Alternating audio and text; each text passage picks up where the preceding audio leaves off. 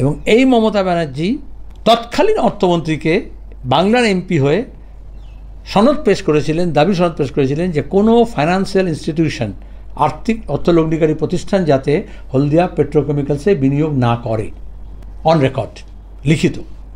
এটাও ভালো লাগলো, অনেকদিন পরে লোকে হলদিয়া পেট্রোকেমিক্যাল শব্দটার নাম শুনল।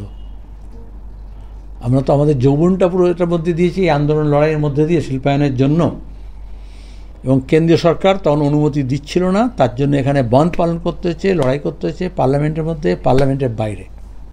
এবং এই মমতা ব্যানার্জি তৎকালীন অর্থমন্ত্রীকে বাংলার এমপি হয়ে সনদ পেশ করেছিলেন, দাবি সনদ পেশ করেছিলেন যে কোনো ফাইন্যান্সিয়াল ইনস্টিটিউশন, আর্থিক অর্থলগ্নিকারী প্রতিষ্ঠান যাতে হলদিয়া পেট্রোকেমিক্যালসে বিনিয়োগ না করে, অন রেকর্ড, লিখিত।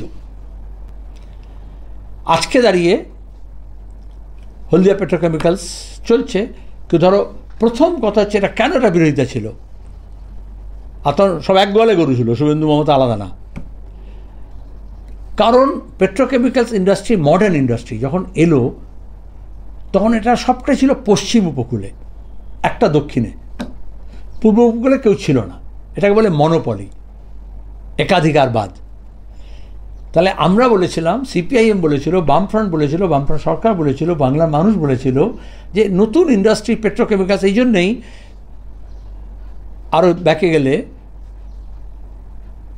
আমাদের এখানে অনেকে বলে আগে শিল্পায়ন হয়েছিল, পরে শিল্প নেই।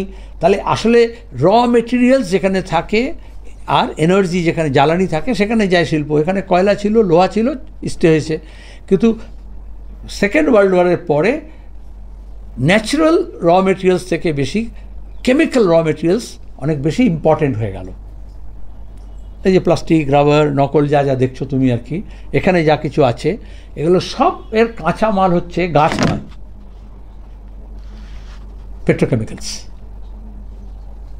সমস্ত মেটেরিয়ালসের, তার সঙ্গে অন্যান্য মেটেরিয়ালস কিছু আছে। তাহলে নতুন ইন্ডাস্ট্রি যদি করতে হয় তাহলে তার র মেটেরিয়ালস শুধু পশ্চিমে থাকবে, পূর্বে থাকবে না। এই জন্যই আমরা পেট্রোকেমিক্যালস চেয়েছিলাম। আর এই জন্যই তখন যারা ইন্ডাস্ট্রিয়াল লবি আমাদের দেশের, পুঁজিপতি বড় বড় যারা একাধিকারবাদ, খুব শর্টে বললে আম্বানি, তারাই ছিল সবকটা পেট্রোকেমিক্যালসে, যা অন্যগুলো ছিল সেগুলো ওরাই কিনে নিয়েছিল। সুতরাং ওরা চায়নি যে তাদের বাইরে, কারণ এটা এখন আমি এই জন্যই বলছি, এখন চীনের সঙ্গে ভারতের এখন সম্পর্ক ভালো হচ্ছে। পেট্রোকেমিক্যালসের ক্ষেত্রে পৃথিবীর একটা বড় বাজার হচ্ছে চায়না, যেহেতু ওরা ম্যানুফ্যাকচারিং একটা বিশাল কারখানা দুনিয়ার। তাহলে এখন যদি আমরা সরকারে থাকতাম তাহলে আমাদের এখন দাবি হতো, আমি যদি এমপি থাকতাম তাহলে এখন দাবি হতো যে কলকাতার সঙ্গে সাংহাইয়ের ডাইরেক্ট এয়ার লিঙ্ক দরকার। কারণ সেটা পেট্রোকেমিক্যালসের ক্ষেত্রে অনেকগুলো, অনেক একটা না তো অনেক তার প্রোডাক্টস এবং র মেটেরিয়ালস তার একটা লিস্ট আছে, সেইটার মার্কেট হচ্ছে সাংহাইতে এখন, বোধ তারা ক্রেতা এবং বিক্রেতা।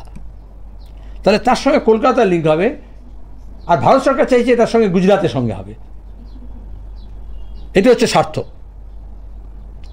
কিন্তু রাজ্য সরকার কি রাজ্যের স্বার্থ দেখছে? বিজেপি তো দেখবে না। শুভেন্দুরা বলে কী লাভ?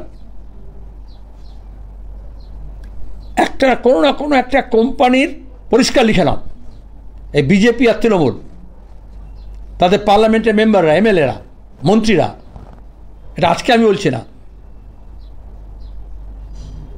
বাজপেয়ী গভর্নমেন্টের সময় বলেছিলাম, প্রথম যখন বিজেপি গভর্নমেন্ট আসে, একজন করে নেতার নাম বলো আর আমি বলে দেবো কোন কোম্পানির ইন্টারেস্ট কে রিপ্রেজেন্ট করছে। চ্যালেঞ্জে বলছি এখানে। এবং Suvendu is nothing but an agent of that West Indies company, not waste Indies, West India's.